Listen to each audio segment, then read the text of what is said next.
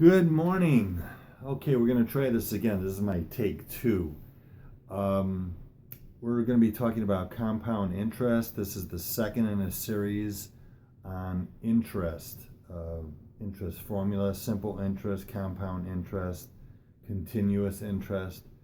We'll be talking about population growth and decay later on.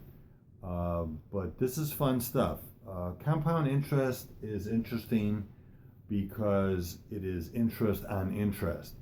Now, my last video, if you watched it, it was on simple interest. Simple interest is very,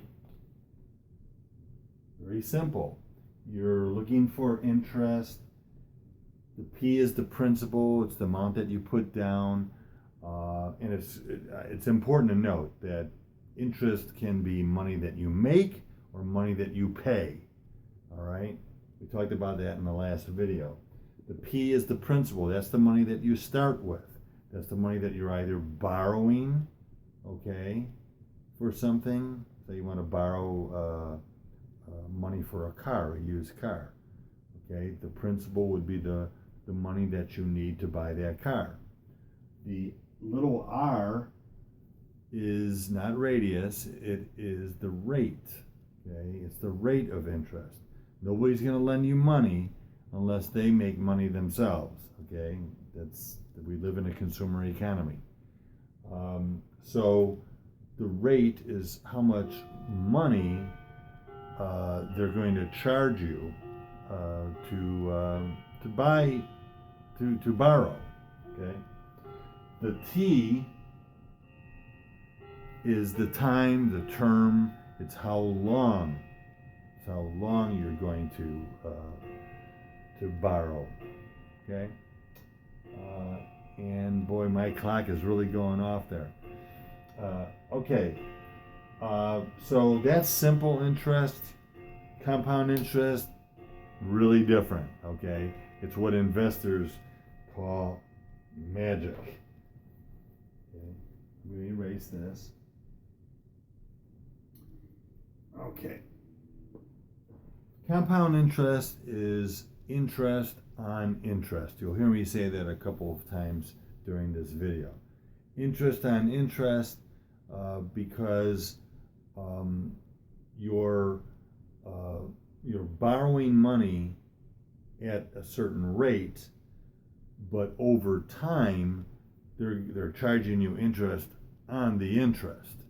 Now, here's what I mean by that. Say you borrow $100, okay, at 5%. This is what we did in the last video. At 5%.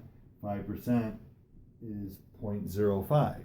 Okay, in the simple interest formula, to find the interest, it's just the principal times the rate times the time. Say it's 3 years, okay? And by the way, I want to remind you, you should be taking notes. Always take notes. All right, so this turns out to be $15. Okay, 100 times this is 5, and then 5 times 3 is 15. So to borrow $100 for 3 years, simple interest, $15. You add these together, the whole thing would cost you $115 that you have to pay back, right? You'd have to pay back $115. Because remember, that $100 you're borrowing, and the $15 after 3 years is what you have to pay just to borrow the $100. Okay? Now, what happens with compound interest? Well, that's how banks make their money. All right?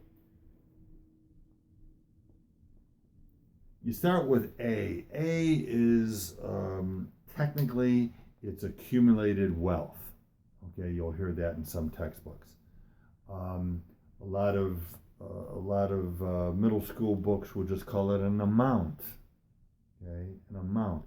But good to know, it's the final amount. Okay, it's the final amount. Not to be confused with the amount of your principal. Your principal is, remember, that's the money that you start with.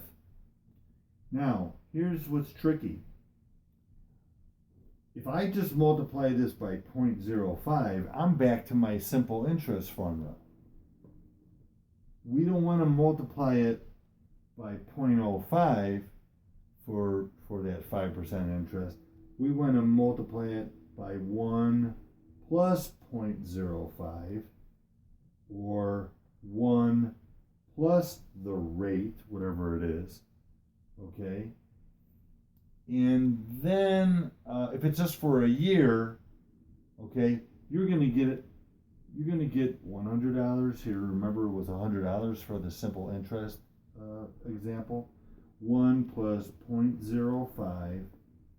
Okay, this is going to give us right away, this is going to give us an amount of $105 for that first year. Okay, remember, you're paying a nickel on every dollar. Okay, you're paying $5 for every 100. Now that's just the first year. With compound interest, remember I said it's interest on interest. We have to take this 105, okay, say it's for 2 years. We have to take this $105 and we have to multiply it again by this same factor. Okay? The 1 is going to give me the 105, okay? That's what it's going to cost after the first year. But then we're taking 5% again of this new amount. Okay? So let's see what we get. Well, we use the distributive property, we get 105 plus, now 0.05 times 105. Going to my calculator, okay? 0.05 times 105 is going to give me $5, and 25 cents. Okay? So now check this out. After 2 years, the amount that you'd have to pay back to the bank would be $110.25. Okay? That's after 2 years. Now, what do we have to do if it's 3 years? Well, don't we have to take this amount again and multiply it by that 1 plus 0.05? Remember, 1 is the principal, 0.05, that's the same rate we've been paying for the whole term. Now, do you see what's going on here? This is what we started off with. Okay, we multiplied this, but then we multiplied it again by this 1 plus 0.05.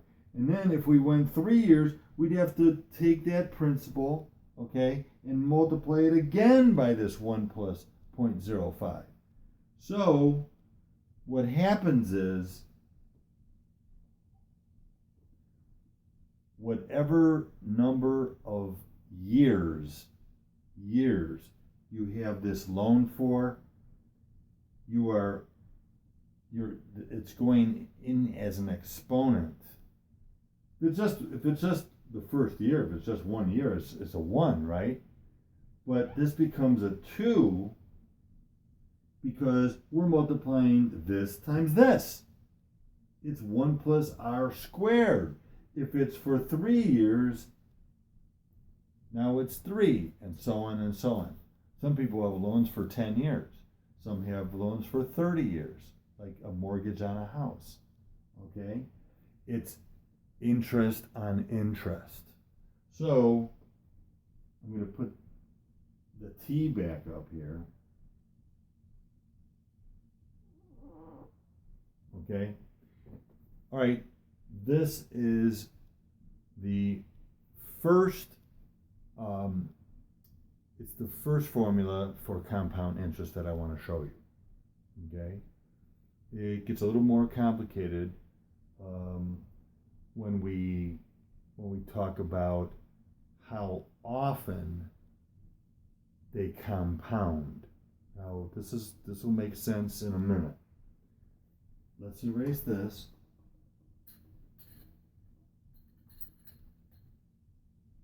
Okay. Let's try another example. Let's say you want to buy a I don't know, you want to buy a motorcycle for $500. You go to a bank, you don't have any money, but you have good credit, and they say, "Oh, we'll lend you money at oh yeah, you're a kid, they're not really sure about you, they're gonna go with 12%." And they say, well, $500 to us, that's not really a lot of money, but we'll say for 36 months. Oh, that's 3 years, isn't it? So I'm not going to put 36 up here. I'm going to put a 3. Okay.